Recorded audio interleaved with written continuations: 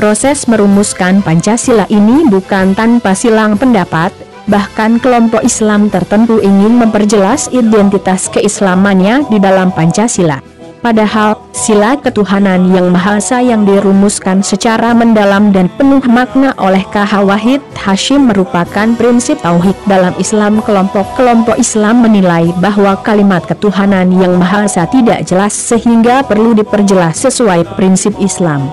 Akhirnya, Soekarno bersama tim 9 yang bertugas merumuskan Pancasila pada 1 Juni 1945 mempersilakan kelompok-kelompok Islam tersebut untuk merumuskan mengenai sila ketuhanan.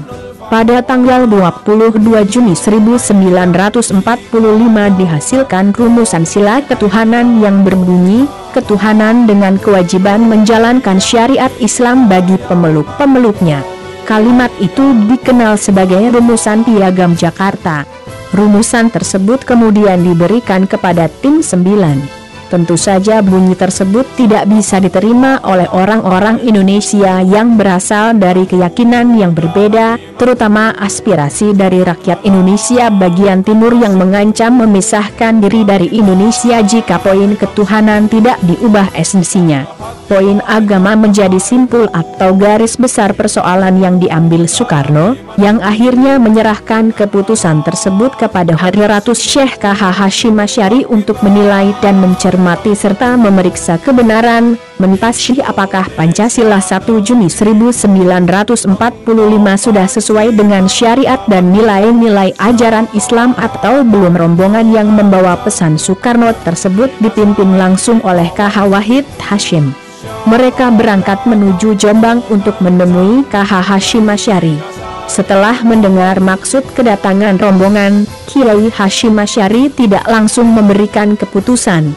Prinsipnya, Kiai Hasyim Asy'ari memahami bahwa kemerdekaan adalah kemaslahatan bagi seluruh rakyat Indonesia sedangkan perpecahan merupakan kerusakan, mafsadah, sehingga dasar negara harus berprinsip menyatukan semua.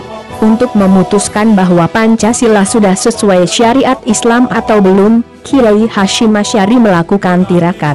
Di antara tirakat Kiai Hasyim ialah puasa 3 hari.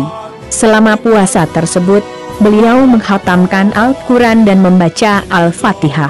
Setiap membaca Al-Fatihah dan sampai pada ayat Ya kana budu wa ya kana stain, Kiai Hasyim mengulangnya hingga 350.000 kali.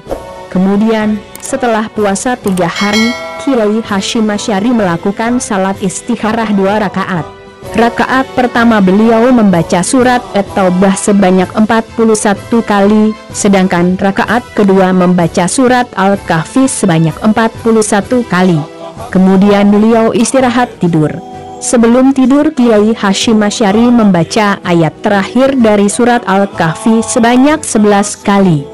Pagi harinya, Kiai Hasyim Asy'ari memanggil anaknya Wahid Hasyim dengan mengatakan bahwa Pancasila sudah betul secara syar'i, yang termaktub dalam sila kedua hingga sila kelima juga sudah sesuai dengan nilai-nilai dan prinsip ajaran Islam.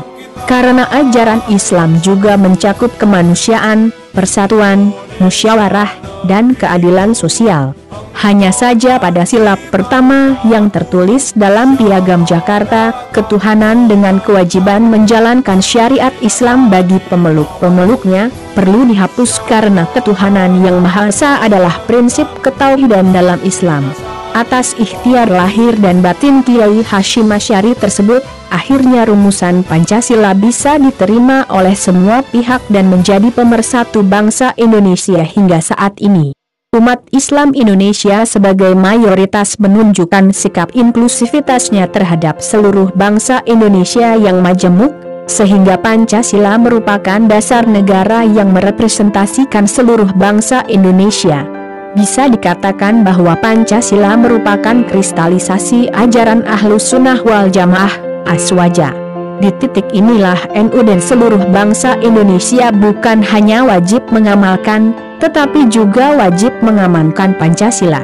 Demikian sedikit informasi mengenai hubungan Pancasila dengan NU, semoga bisa bermanfaat. Bila ada tambahan informasi, silahkan tulis di kolom komentar yang ada di bawah. Kurang lebihnya mohon maaf. Terima kasih.